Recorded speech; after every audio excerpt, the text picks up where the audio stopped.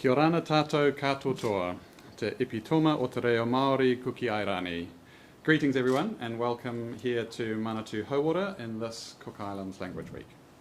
Today's briefing includes our usual winter and COVID-19 response updates, as well as an update on improvements in our vaccine data reporting and monkeypox. Thank you all for being here.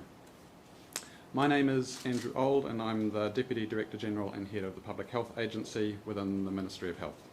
I'm joined today by Dr. Nick Chamberlain, the National Director of the Public Health Service within Te Whatu Ora Health New Zealand.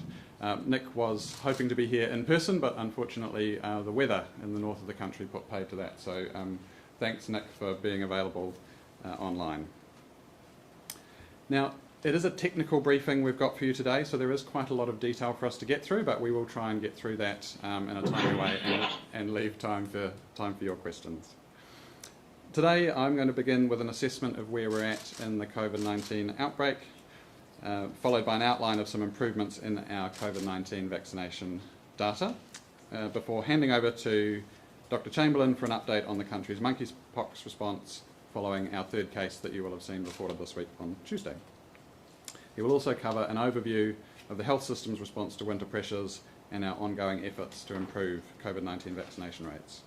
But first, the daily numbers. Today we are reporting 6,152 new community cases of COVID-19 and 663 hospitalisations, including 14 people in intensive care and 49 deaths. As we've said recently, that those 49 deaths are people who have died with COVID in the previous 28 days, and our website will have details of the new attributable to COVID measure.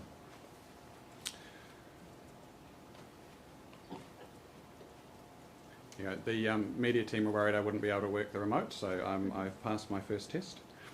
Last week we talked about cases starting to turn downward, and we can see here on the slide that case rates have continued to trend lower across all regions for the second week running, dropping 18% in the last week to 31 July.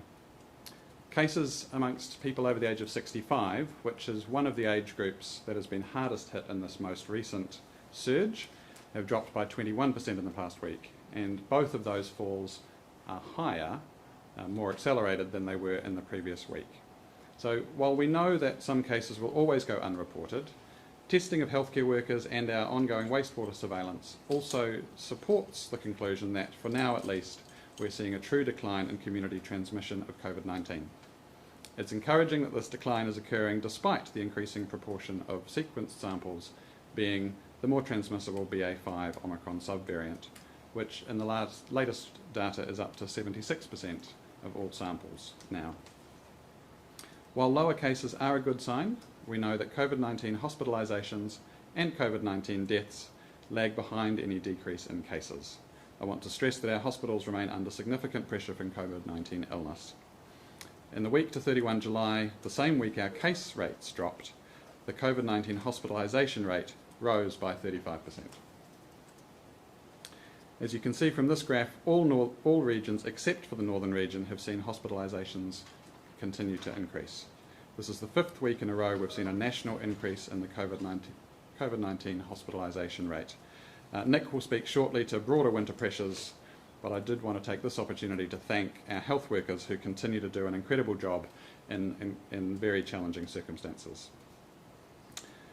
Just turning to modelling, the latest modelling from COVID Modelling Aotearoa shows we are tracking at the lower end of what was expected from a BA.5 wave this winter. So you can see here cases are already declining as noted, strongly suggesting we have reached a peak, perhaps slightly earlier than the model time, which is the white line in the middle of that graph there indicated. While hospitalisations are still rising, again, our expectation is that peak hospitalisation will be at the lower end of what was modelled. While we could still reach more than 1,000 occupied beds, we are tracking closer to a peak of about 850 occupied beds across the country. We will continue to watch these numbers closely, as there always remains the potential for a resurgence in COVID cases and hospitalisations. I want to thank everyone for continuing to take steps to protect themselves, their whānau and communities throughout the rest of winter. Get vaccinated and boosted, wear masks in indoor areas outside your home, get tested, and importantly, stay home if you are unwell. All of these things help reduce the opportunity for COVID-19 to spread, and it's vital that we keep taking these steps in the coming weeks to protect vulnerable people in our communities and support the health system and health workers get through the rest of winter. Turning now to the vaccination data, we want to talk about an improvement in how we're going to be reporting data from next week. So from the 8th of August, 233,000 people who used health services in 2021 will be formally added to the population of people in New Zealand that we use to report our COVID-19 vaccination coverage. This population is called the Health Service User, or HSU, dataset, and it counts the number of people who used health services in New Zealand over a 12-month period. Importantly, it counts actual people, so we know who they are, where they are, and the details about them. We are replacing the 2020 dataset with an updated one based on interactions that occurred over the course of 2021. It's important to note that these are technical changes and they make no difference to the total number of New Zealanders vaccinated, which remains the same and increases with the thousands of people being vaccinated every day ongoing. The total number of people aged over 12 who've had at least 2 vaccination doses has increased 9.6% in the past 8 months, going from 3.63 million on the 1st of December last year to 3.98 million on the 1st of August this year. However, when we switch to the new dataset next week, our reported vaccination rates will show a drop because, as I said, this updated dataset has 233,000 more people in it. So put simply, it's the same number of people vaccinated, but we're now dividing that by a bigger number. So using that larger dataset, 2-dose coverage of the eligible population aged over 12 goes from 95% to 90%. For Māori, it goes from 88% to 83%, and for Pacific peoples from 97% to 89%. Importantly, rates for all ethnicities for our most vulnerable people aged over 65 remain above 90%, and overall New Zealand remains one of the world's most highly vaccinated countries for COVID-19. The HSU population count is ideal for supporting our vaccination efforts because, as I said, it represents real people who are here in the country interacting with the health system. It means that we can target and plan our campaigns both at a community level, for example, identifying areas where coverage is low, but also at an individual level, for example, targeted text message invitations for vaccination. I want to take a moment to thank Stats New Zealand, who has peer-reviewed the methodology used to create the dataset and have endorsed it as the right tool for continuing to measure vaccination coverage. Helpfully, Stats New Zealand made a number of recommendations which both Manatū Hauora and Te Whatu Ora have accepted and have either already implemented or are in the process of doing so, with one exception relating to a technicality in ethnicity reporting, as this is still subject to discussion with other agencies. Importantly, we're committed to updating the dataset every 6 months, which will help to keep our reporting as up-to-date as possible into the future. There are 2 other changes taking place to the reporting of COVID-19 vaccination data. The first is we're changing from reporting age at last vaccination to current age. This is because we need to better understand who in the population is eligible for boosters as we go through. So this change results in a more accurate indication of who is eligible for both boosters and first vaccinations as new people enter the various age brackets. The second change is removing the term fully vaccinated from a person's vaccination status and replacing it with completed primary course. So previously a person was deemed fully vaccinated immediately after the last dose of a COVID-19 primary vaccination course. So for most people that was 2 doses. And that definition did not include boosters. Now a person is considered up to date with their vaccinations if they have received all recommended COVID-19 vaccinations.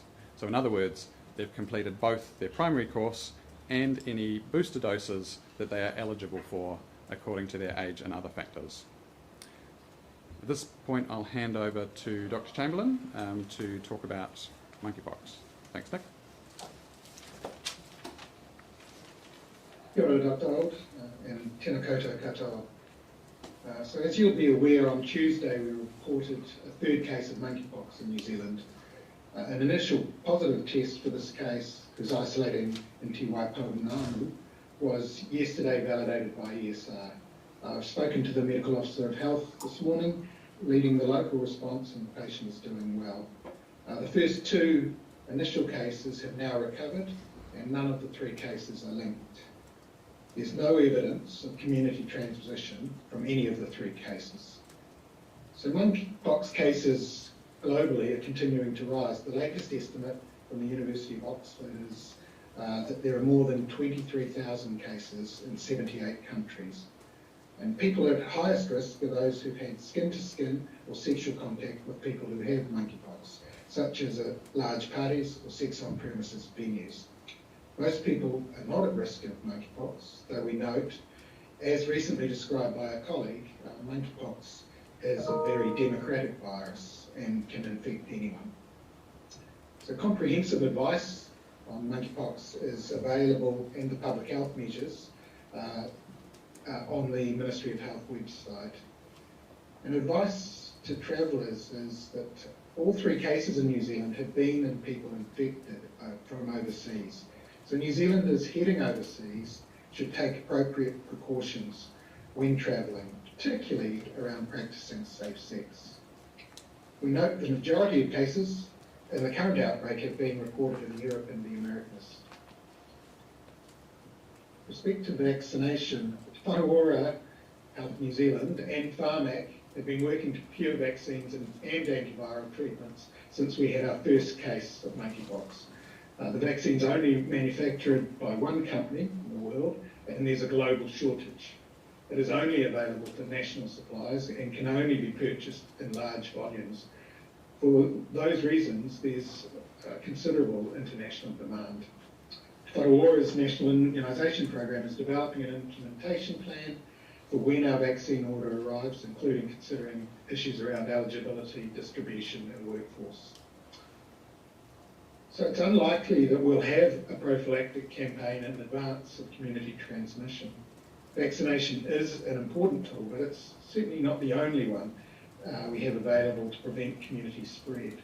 We're working with the community and the Burnett Foundation to ensure the correct health promotion messages are available and accessible. This concerns infection prevention and control measures, as well as early detection, accessing care, supportive isolation, and contact tracing.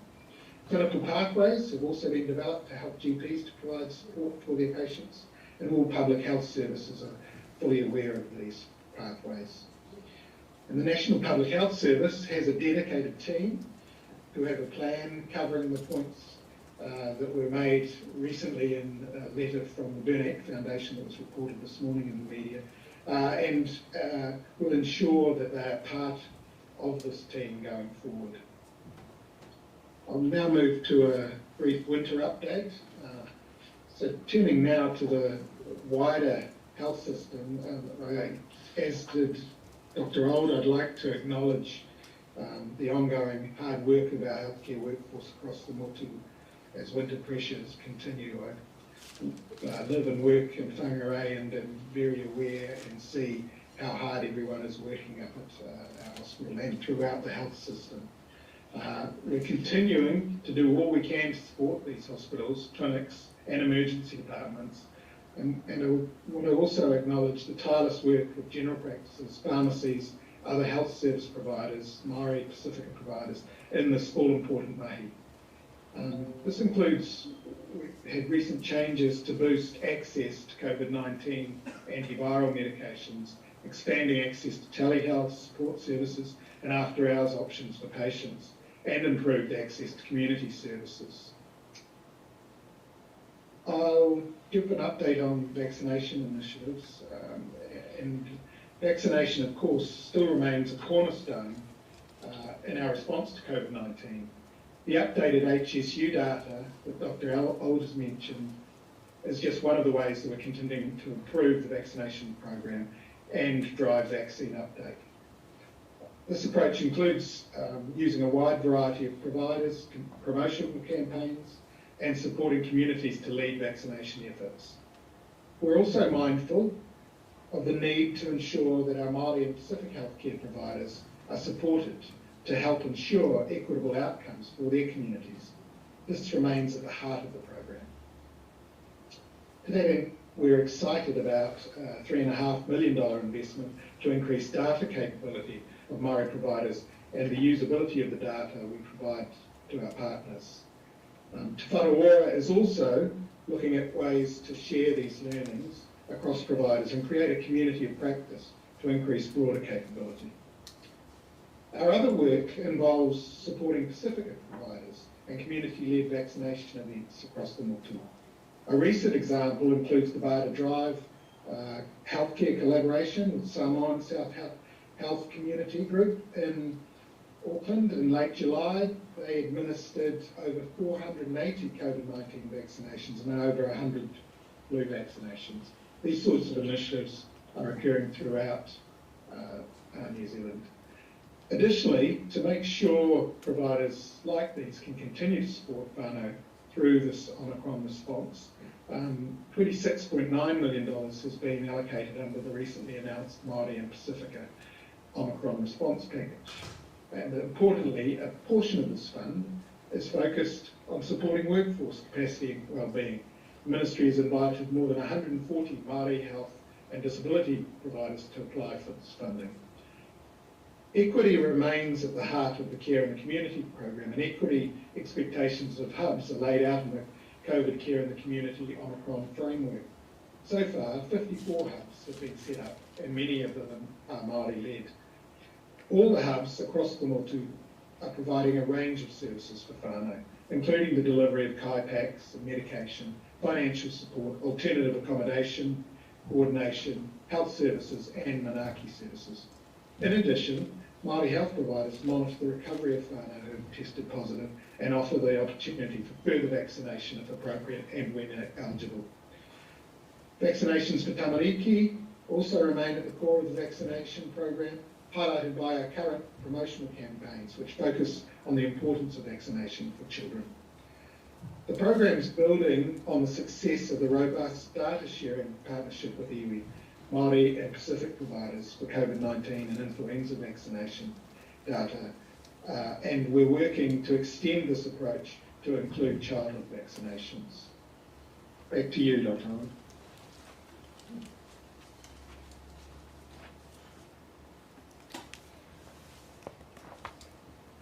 Thank you, Nick.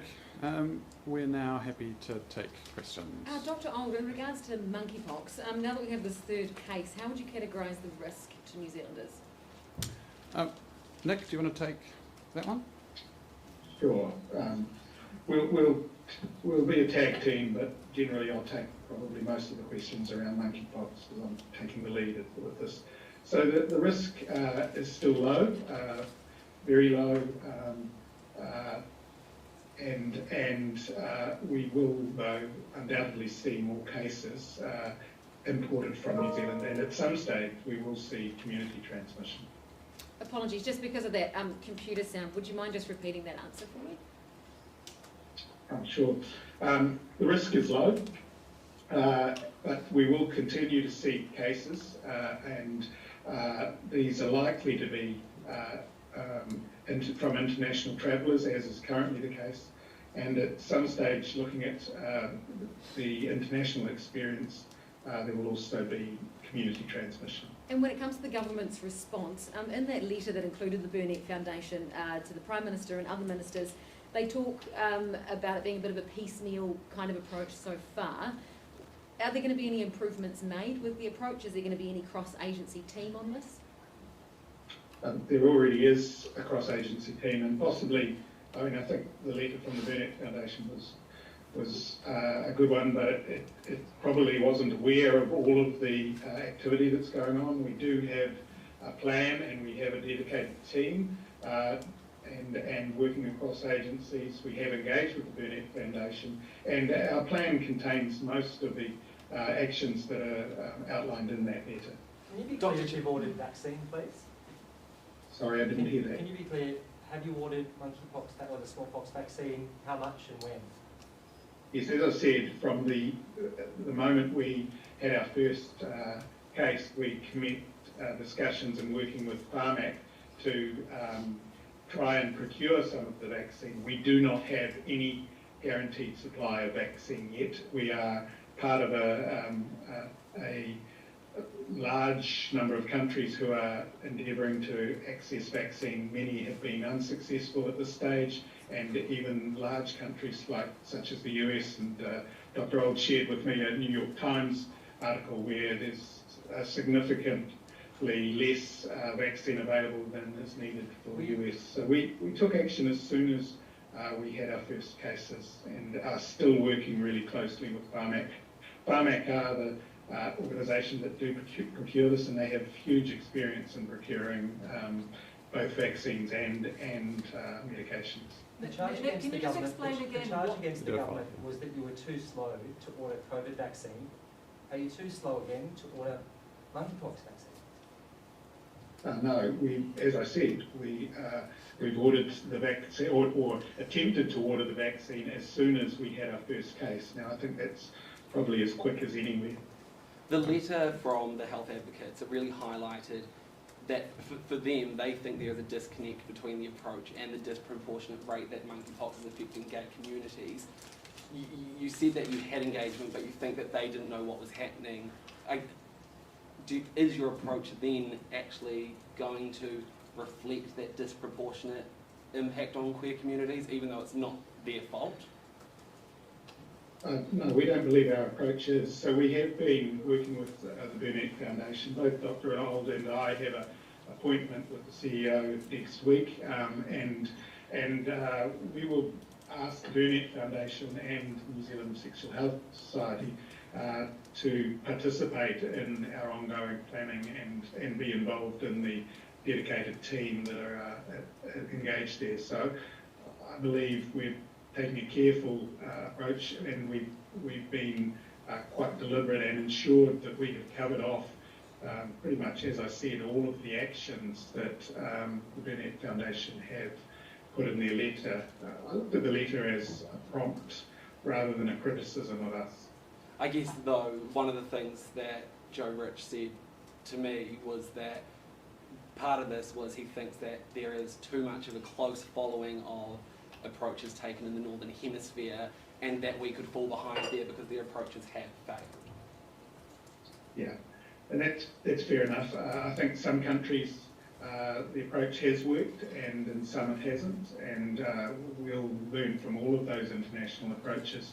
But we also, as I said earlier, want to make sure that our core messages are right, and we'll work with the Burnett Foundation to make sure those are there, and that we're providing those promotional messages in the right places and in the right time. And we'll also ensure that we've got all of the other infection and prevention and control measures clearly communicated, that we have appropriate contact tracing, isolation, and support for isolation, because that's the other aspect to isolation, as well as support for clinical care for these patients. And is the antiviral you're looking at Tecovirimat? Yes, and if so, that needs to get cleared by MedSafe because it's not approved yet? That's correct, although some of these medications and the vaccine itself can be imported and brought in and distributed under section, I think it's 26 or 29. Can I, sorry, and I should just say Nick can't see you, so, but just to really emphasise a point that Nick has made there is that although there's a lot of focus on vaccination and therapeutics, and that's the case internationally, and I think where we've seen some of those countries not do so well, part of it has been because of a focus purely on sort of narrow vaccine and therapeutic approaches. The point that I think is being made here is that we have a really good chance now, because we don't have any community transmission, to get ahead of this with broader public health approaches. And I think the point that you made and the point that the Burnett Foundation has made, I think we'd completely agree with, is that we need to be working really, really closely with them and the community in terms of actually designing what those health promotion messages look like in a way that ensures that people who need to hear them are hearing them, but we're not stigmatising people either, and so that it's a very collective Why is approach. it Andrew, can you Chamberlain? just explain again what the New Zealand is doing to get around the shortage? What actions are actually being taken?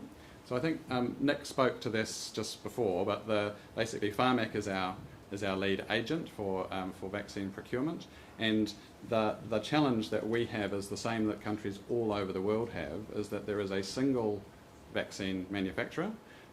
It's not available for purchase commercially. It's only available for national supply, and there are a number of countries, basically, most countries now are trying to get their hands on supply. And the article that Nick referred to was even a country with the forward ordering that they have, like the US, has only got about a third of the supply that they want to manage the outbreak that they currently have. So I think we are doing everything that we can, I think is the message, but there's a reality about whether we will be able to be successful just purely based on the fact that the vaccine doesn't exist yet in the numbers that we need. How many vaccines? Oh, sorry, go ahead. Sorry, go on, Nick. So yesterday, as I said, I met with the CEO of Pharmac. I believe they're doing absolutely everything they can as well. And so I don't think there's more we can do at the moment. And we are doing everything we can to try and secure a supply. But as Dr. Old said, it's only one of the tools in our tool cupboard. It's certainly an important one, but the important thing is not to just focus on vaccination, because that is going to take some time to access. How many vaccines are you hoping to order? If supply is suddenly freed up, or how many would you like to have? At least probably around 20,000, which is what we've been trying to access. We take 10, and I believe that that is the smallest volume that you can purchase. 20,000 would be our optimum. Dr. Chamberlain, you think the risk level is low at the moment. At what point does that rise? Like, how many cases would we need to be seeing?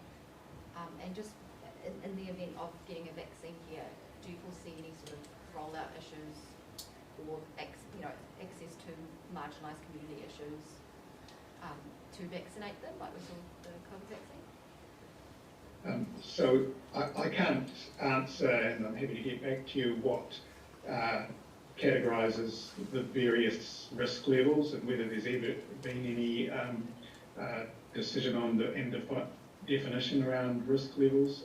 With respect to the actual rollout of the vaccine program, we are going to continue to work with the communities that we need to work with and ensure that rollout is successful. We've had, as at many places, had significant experience around vaccination programs. This will need to be different. We won't have large amounts of vaccine, so we are thinking that the vaccine will need to be distributed through sexual health clinics, public health units and districts, public health nursing, etc., but won't be able to be distributed through general practices because you're spreading 10 or 20,000 vaccines far too thinly across. But we do need strong geographic coverage, and like all of our vaccination programs, we'll also consider outreach programs, etc. Sorry, and just given it's sort of moderate in the Northern Hemisphere at the moment, how likely is it that the risk level will move up in New Zealand? Is there any idea, for any time frame as to how long that could potentially take for more cases to be here? No, I don't have a time frame. I'm not sure if Dr. Old has any, and that really depends on the number of international travellers bringing it back, how quickly we get community transmission, and so I think that would depend quite significantly. Obviously, having a border which is an air border, as it did for COVID, protects us somewhat. But not completely, so it may be slower than some other countries. I've not seen any modelling on the growth. Dr. Old may have more information. Yeah, I think, it's a good question, and one of the important things to note, which is going in our favour in terms of monkeypox, is that it is much less transmissible than things like COVID or like measles. It does require very close contact to catch it, which is why some of those other public health measures, like contact tracing for example, can be really effective. We, as Nick said, we don't have particular thresholds that say when we have this many cases, we change the language that we use. But the first sort of obvious difference is when we go from having isolated imported cases to having confirmed transmission within New Zealand. If you look at the situation in Australia, they've had 40-something cases now and still relatively contained. They still describe their risk as sort of in that low to moderate type space. And I think it comes back to the earlier conversation about the call to action from the Burnett Foundation about the window of opportunity. And so I think it's beholden on all of us, as Nick said, to be working across the system to make sure that we've got everything in place now while we have that opportunity to do so. Yes? On the vaccine data review, pretty much as soon as it was revealed HSU data was being used to measure the vaccination rollout, there were concerns raised, particularly around the undercount for Māori, in terms of knowing that fewer Māori were using the health service and interacting and compared to census data. So why is it taking so long to update that data?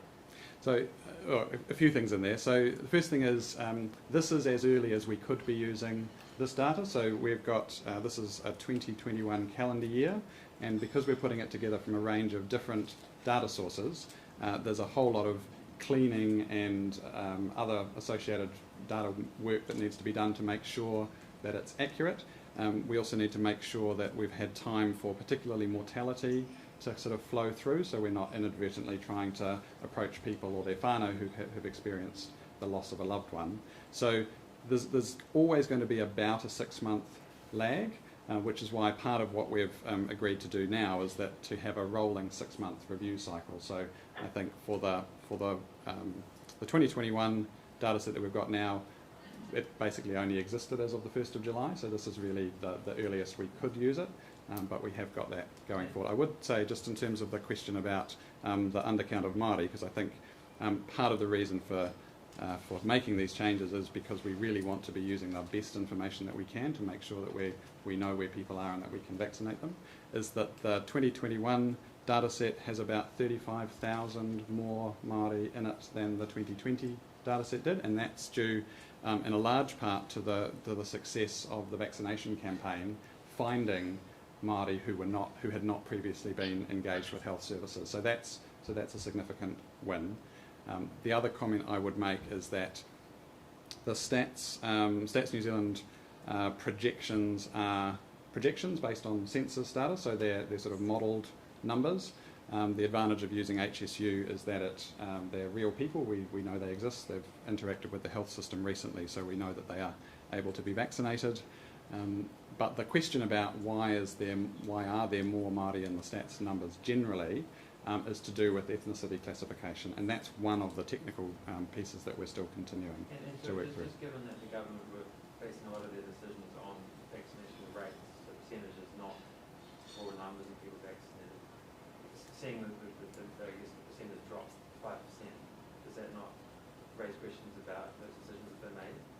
I don't think it raises questions about the decisions. I think this was the largest undertaking of this sort that New Zealand has ever attempted to do, and we didn't have a national data set that we could use. So we were sort of building that while we went, so it did mean that the data that we had was not as good as it could have been, but we used the best data that we had available at the time.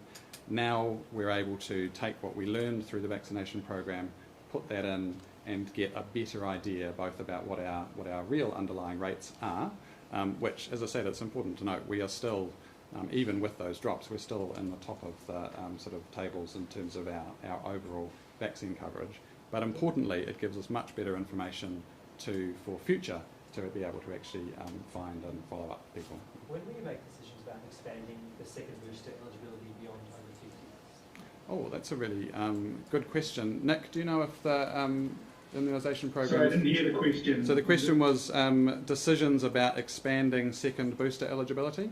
Do we have an update on that? It is being considered, and I think Pharmac have the role around making that decision. So that's moving to, I think, the 30 to 50 age group. but no decisions have been made yet. We can come back to you on that one. Is there a particular hold-up? It's not, you've obviously got enough vaccine. Is there a particular reason why you wouldn't during the winter months to get it out there? So the main thing is it's the balance of evidence. So that the evidence for repeat boosters in over 50s is pretty good. In the sort of younger age groups, it's less clear. And so when you're asking people to go and do something, we need to be sure that actually it is going to give them a really good benefit. So my understanding is that at the moment that that evidence is still being considered and coming together, and if we get to the point where the balance suggests that actually it would be good for the individual and good for the population to be vaccinating that cohort, then that's when we would move. Because as you say, vaccine supply is not the constraint. Just finally, you've obviously said that the cases have peaked or look to have peaked. When do you expect deaths to peak? So we know that hospitalisations and deaths tend to lag. Hospitalisations tend to lag sort of 1 to 2 weeks, and deaths a little bit longer than that. So sometimes sort of maybe 2 weeks, 2 or 3 weeks out. Part of the reason why we are seeing more deaths now is because it has shifted into older age groups. And so again, I guess it's just a good opportunity to remind people that the second booster for older adults is effective at keeping people out of hospital and reducing deaths. So really encourage people to take up that opportunity. Yes. Doctor, back on monkeypox. Because Australia's secured their, some vaccines for monkeypox for their population, does that really put the pressure on New Zealand? And ideally, when would you want to see vaccines arriving here? When do you want to secure them by? Could I answer that? Sorry. Yes, I'm looking at you. Yeah, so my understanding is Australia have only secured very small amounts of monkeypox vaccine. So they're also in a queue around this global supply challenge. So I think it's a little bit confusing if we say that Australia has secured a significant supply. So they're ahead of us, but they also were ahead of us with the number of cases and those in the community as well. So. In terms of monkeypox communication, do you guys want to see anything at the border? If it's, that's where the risk at the moment is, do we need communications at the border so that people coming across the border know where to look? If it's foreigners, they might not know to look to local health advice. Has that been considered? But I think the whole communication strategy is complex, and we'd be working with the community and Burnett Foundation as to what are the best approaches. That may well be one of those, but there's multiple, both types of communication as well as locations for communication. I guess where is that communication planning at then? Because from what that letter says, it's clear that they want stuff out now, but from what you're saying, that still needs to be worked on. So is there anything? I've got a plan with timeframes for various aspects of the plan and communication to be completed. My understanding is within the next couple of weeks or so, so it won't be long. So we could see cases before already communicating through various other channels. It's just that you asked specifically about border, and what I'm saying is there's really a comprehensive approach to communication. That's only one of those. Oh, indeed, but I guess just going on that broad communication plan. So we could expect something in a couple of weeks, but then we could still expect cases in that time before there is a communication plan. Yeah, that doesn't mean that there isn't communication already available and going out there. I mean, today's one opportunity, obviously, but there's the Burnett Foundation are communicating, we're communicating, we've got website information, as I said, so there is information available already, communications out to GPs and other health providers as well. So it's a staged process, and I don't think it'll ever end, but we're wanting to complete it, the broad communication plan and actions within the next couple of weeks. I guess then, sorry to sound quite blunt, but it's, do you recognise that people, particularly the Burnett Foundation, the sexual health group, they essentially are saying that what exists at the moment isn't good enough, and I guess 2 weeks is quite a far away. Well, so as I said, 2 weeks for the whole of the communication strategy, but there are things happening already, and yes, I recognise all of the points that the Burnett Foundation made, and we are working with them. There has been quite significant engagement already. I guess further to that, if I can just slide in, there's unique nuances here because of the disproportionate rate that it's affecting gay communities. What is playing into some of that? I guess someone highlighted to me in one of the interviews for that story was you have the challenge of someone might have to go isolate. It could be up to 4 weeks, which is much longer than a COVID isolation. That could be a closeted person. You've got risks of outing them to their families. Someone could end up in isolation who isn't, gay, but that, just attitudes towards them for going into isolation. Is this a really challenging communication response to form? Absolutely. You've just articulated many of the challenges for us, and so that's why we are really clear that we won't be doing this without the community involved and advising us. So yes, it is a challenging communication. All right. We've got time for one or two more questions. Yes. On COVID, you mentioned that it's spreading a lot more in older age groups than in the first Omicron wave. Is that the full reason behind the sort of much higher death rates we're seeing today versus at the peak of the first wave, or is there something else going on as well? Look, it's a good question. My understanding is, and we will be publishing a review of COVID mortality probably in the next week, which will go into a lot more detail. But from the preliminary look that we've done there, then we think that does explain most of it. Certainly the groups that are driving those higher death rates are older adults, essentially. Yes. Right. Thank you all.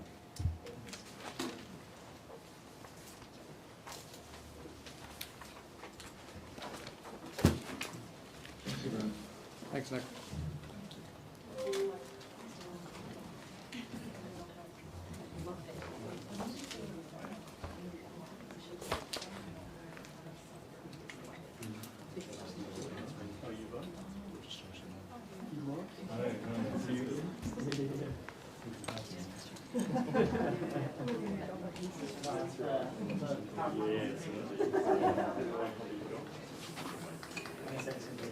No worries. I think you're audible on all the lines. Sorry. No.